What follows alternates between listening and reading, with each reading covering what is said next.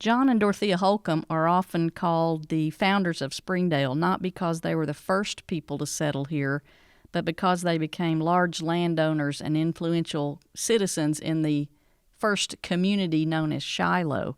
They came to Northwest Arkansas in 1839 from Indiana and settled near present-day West Fork, south of Fayetteville.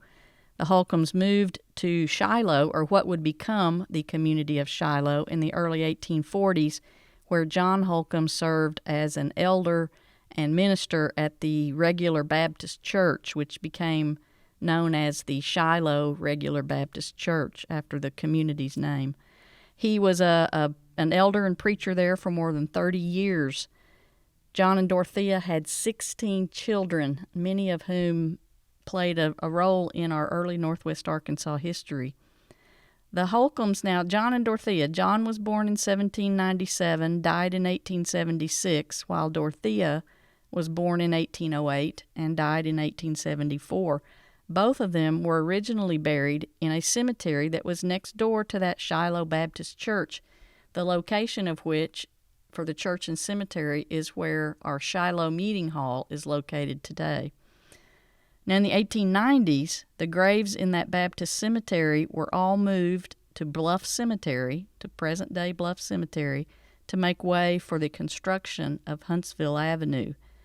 And there's an article that appeared in the Springdale News on November 2nd, 1894, noting the removal of the Holcombe graves, and it says, "The remains of Uncle John Holcombe and wife have this week been removed from their resting place near the Baptist Church to Bluff Cemetery.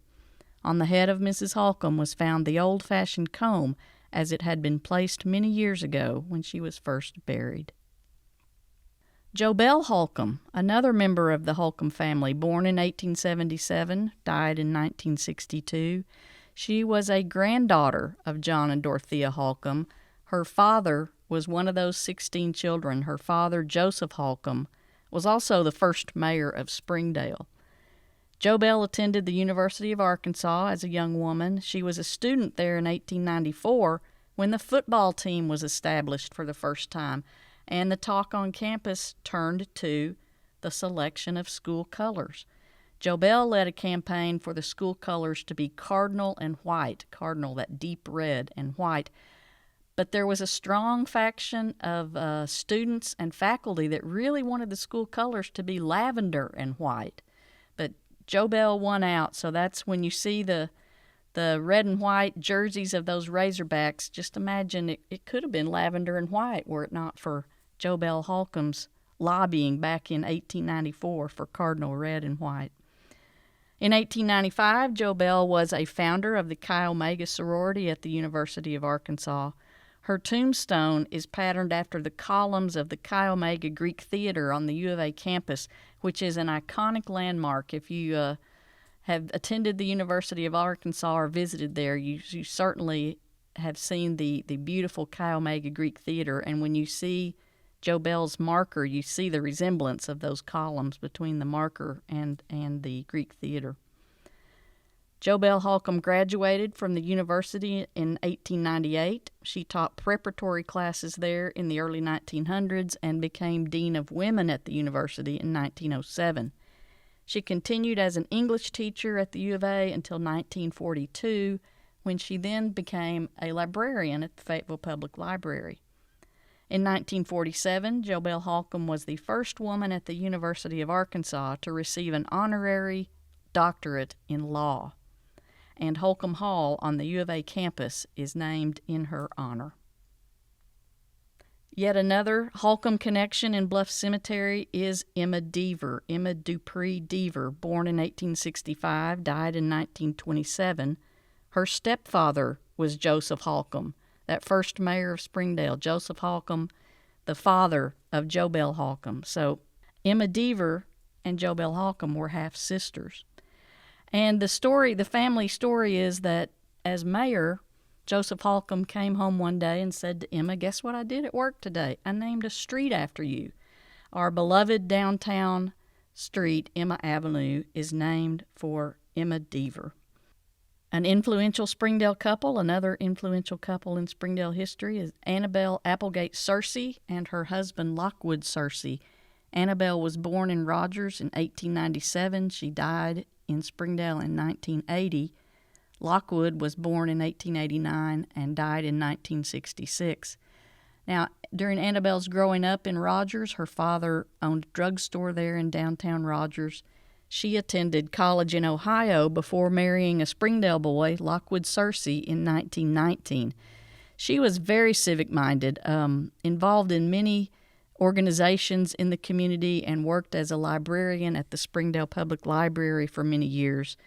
Lockwood came from a family who owned a wholesale grocery business in Springdale on Emma Avenue in downtown Springdale back in the day when the fruit and vegetable industry was big in northwest Arkansas, especially the fruit industry, and Springdale was kind of an agricultural hub, so a wholesale grocery business was very lucrative for the Searcy family, and you can see evidence of this when you visit the Searcy home, which is located on the Shiloh Museum campus. It reflects a town family of middle-class, well-to-do means for northwest Arkansas. So you can, by visiting their home, see that they lived a nice existence. They never had children, Lockwood and Annabelle, but they loved to travel and often traveled to South America, to Hawaii.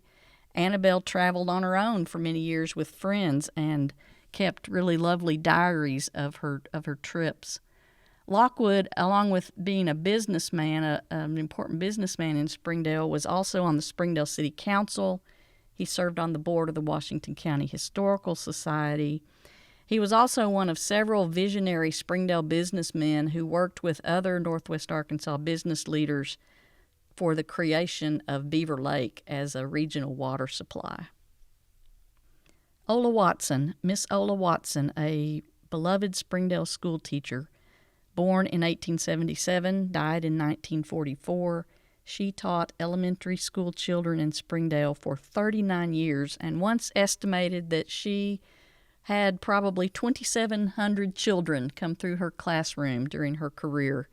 Miss Ola never married, but considered every one of her students to be as her own child. When asked once by the Springdale News for some advice for parents raising children, Miss Ola simply said, "Take time to answer your child's questions." And here's another influential, important Springdale couple in local history, Birdie Parker Owenby and her husband William Owenby. Birdie Parker was born in 1878. She died as Birdie Parker Owenby in 1952. She volunteered with the local Red Cross in Springdale and with the local American Legion Auxiliary. When the Springdale Women's Civic Club was founded in 1921, Birdie Ownbey was elected as the organization's first president. And in appreciation for her leadership, club members wrote this poem in her honor some years later. Mrs. Owenby was President number 1. That was the year we did everything under the sun. And though we saw the failing of hopes and the rising of fears, she has been our inspiration throughout these 16 years. Now, Bertie's husband, William Owenby, born in 1877, died in 1928, was a pharmacist who owned drugstores in Springdale and Fayetteville. He also had quite an illustrious military career. He served during the Spanish-American War. He was stationed on the Mexican border in 1916 and 1917 with the Arkansas National Guard, and he rose to the rank of colonel during World War I in his service in France.